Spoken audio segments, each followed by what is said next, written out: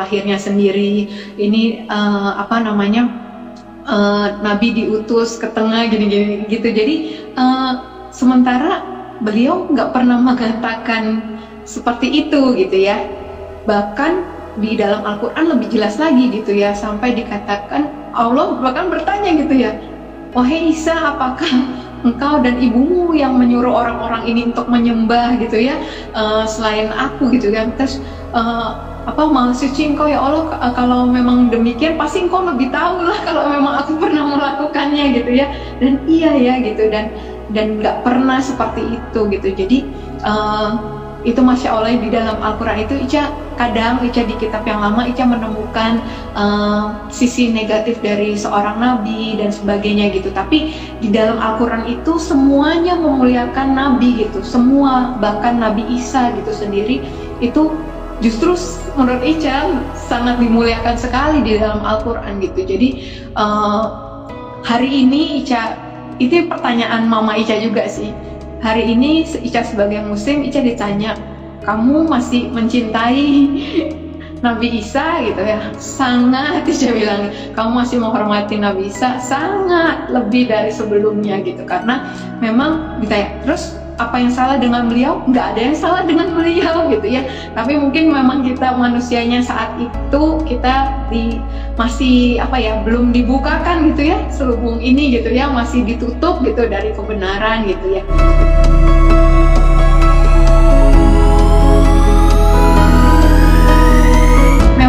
Itu yang Ica rasakan teh dulu, memang menjalannya itu ya sambil nangis, kalau bisa dibilang nangis darah gitu ya istilahnya gitu. Setiap saat itu dengar kabar buruk, tapi waktu itu juga ketika abis dengar kabar buruk tuh inamal usri yusra benar-benar terjadi gitu teh.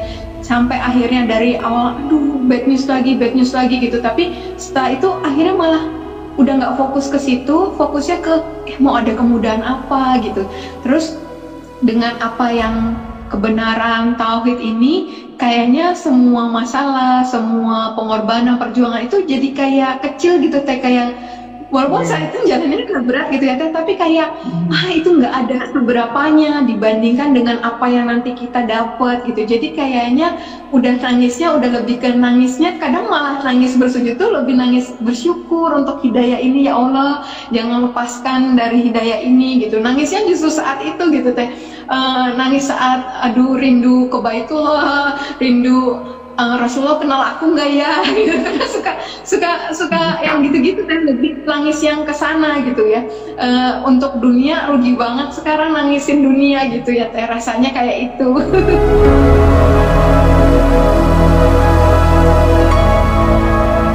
Pertama kali yang berubah saat Ica dari Islam itu justru mindset teh. Yang dulu Ica bingung itu kenapa tiap janjian sama orang Islam tuh pada maghrib, pada asar, jawabnya bukan jam gitu ya teh, tapi jawabnya jam sholat gitu ya. Ternyata memang hidup kita itu di dunia ya udah sebenarnya cuman mengisi waktu di antara waktu-waktu sholat gitu. Jadi yang utama itu justru menanti-nantikan waktu sholatnya. Iya, jadi kerjaan Ica sebagai ibu rumah tangga dan sebagainya, itu sebagai dokter gigi gitu, praktek di rumah, itu sampingan semua gitu. Jadi justru yang utama itu di sholatnya, di yang urusan akhirat itu justru yang utama. Jadi kalau misalnya kita nggak prioritaskan, itu akan jadi sisa, bahkan mungkin nggak dijalanin gitu. Tapi kalau kita prioritaskan gitu ya, belajar beberapa cara sih teh. Jadi waktu awal gimana ya supaya nyasatin one day one juice ini, Ica nggak bisa dalam satu waktu panjang 2 jam bener-bener terbebas dari gangguan tuh nggak bisa. Misalnya ya udah tiap waktu sholat 20 halaman dibagi 5 gitu kan, paling gampang kayak gitu ya gitu. Berarti setiap waktu sholat 4 halaman yang kayak gitu-gitu teh. Jadi tapi memang harus benar-benar di planning gitu. Waktu itu Ica ngerasain gitu. Terus Ica mau jadi Al-Quran, tapi gimana ya udah umur segini ngafalin nggak bisa. Ica mikir kalau Al-Quran tuh artinya yang hafiz gitu, tapi ternyata enggak.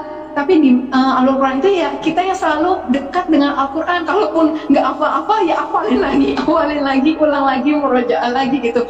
Pokoknya waktu itu cuma niatnya ya udah, semoga Allah sudah perhitungkan ini Ica tuh mau ngafal Al-Quran gitu, walaupun masih belum bagus, belum benar tajwidnya gitu ya, hafalnya nanti hari ini hafal pas nambah ayat lain yang belakang lupa misalnya kayak gitu. Tapi ya ini bagian dari insya Allah sudah, iya kalau kita niatkan itu insya Allah sudah dihitungkan gitu ya, kan kebaikan sekecil apapun, dan kalau kita disibukkan dengan kebaikan insya Allah dijauhkan dari keburukan. Jadi itu Ica utama justru hal-hal itu teh, utama untuk membaca buku, utama untuk tadabbur Quran, itu jadi bagian utama. Justru ketika misalnya ada pasien kah atau gimana ya memang sudah waktunya sholat, ya Ica yang izin untuk nggak pegang pasien dulu seperti itu misalnya. Terus misalnya Ica mau sholat tapi anak-anak misalnya minta, mami lapar minta masakin ini, ya sebentar mami sholat dulu ya, abis ini mami masakin misalnya kayak gitu.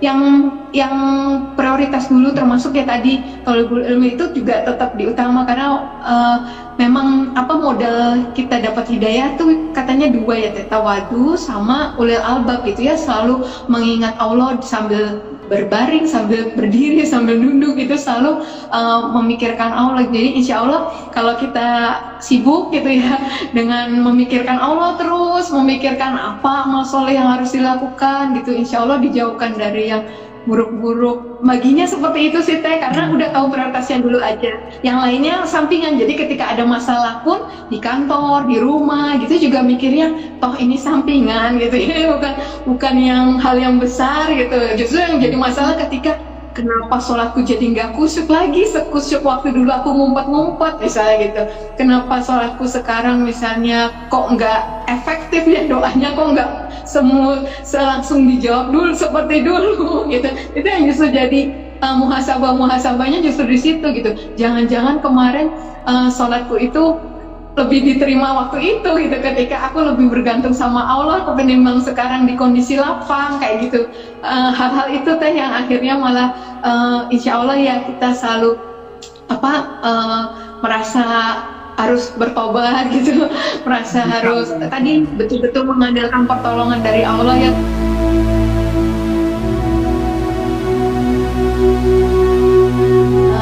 Ica angkat cerita sedikit teh yang tentang semut dan cicak di saat Nabi Ibrahim dibakar oleh Raja Namrud ya, karena mempertahankan tauhid ya.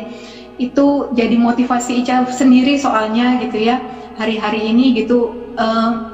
Kadang Ica ngerasa apa iya gitu ya, Ica yang cuman segini ilmunya, yang cuman segini peranannya, apa iya bisa berkontribusi gitu ya buat kembalinya kejayaan Islam, untuk maslahat umat gitu ya. Tapi ya itu Ica lewat satu kisah ini Ica dikuatkan gitu ya, ketika mungkin sahabat-sahabat Khadijati di sini juga pernah dengar gitu, ketika semut mendengar kabar bahwa Nabi Ibrahim mau dibakar, yang dilakukan semut itu justru membuat bejana gitu dari kayu untuk bisa ngambil cuma setetes air gitu ya, setetes air gitu. Yang hewan lain tuh ngejek ya, burung gagak kalau nggak salah itu ngejek, kamu ngapain itu air setetes gitu, emang bisa buat memadamkan api sebesar itu? Masya Allah, jawaban semut adalah, ya aku tahu ini nggak mungkin nggak bisa memadamkan, tapi beliau ingin menyatakan di pihak mana semut ini berada gitu ya, bahwa biar Allah nilai aku ada di pihak siapa gitu ya, itu di pihak Nabi Ibrahim, di pihak orang yang beriman gitu. Sementara sementara si cicak, sampai Rasulullah bilang untuk membunuh cicak itu karena waktu saat itu malah menghembuskan udara, yang untuk ditanya emang bisa, ngapain kamu niup-niup kayak gitu, ya supaya apinya lebih besar gitu kan.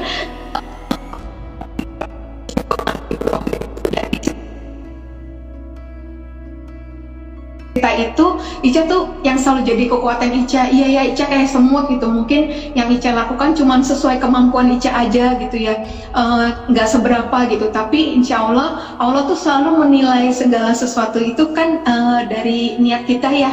Sekecil apapun kebaikan yang kita lakukan, insya Allah perhitungkan gitu, untuk melihat, untuk membuktikan, ya Allah ini aku orang yang beriman, aku berada di pihak orang-orang yang beriman gitu. Jadi waktu nanti kita ditanya gitu juga kita bisa bersaksi bahwa mungkin mungkin sampai akhir hayat Ica, akhir hayat kita semua, kita belum bisa melihat kejayaan Islam kembali gitu, tapi paling enggak kita pernah ada di perjuangan itu gitu sih yang jadi akhirnya kekuatan buat Ica gitu. Terus kalaupun orang mungkin di perjalanan ini kita dicemooh, direndahkan dan sebagainya, nggak apa-apa gitu, karena kita melakukan itu untuk tadi fokusnya ridho Allah gitu ya, bukannya karena manusia gitu. Ketika kita mulai direndahkan sedikit kita baper dan sebagainya gitu, tapi kita mau jadi seperti itu, bukan malah jadi cicat gitu ya.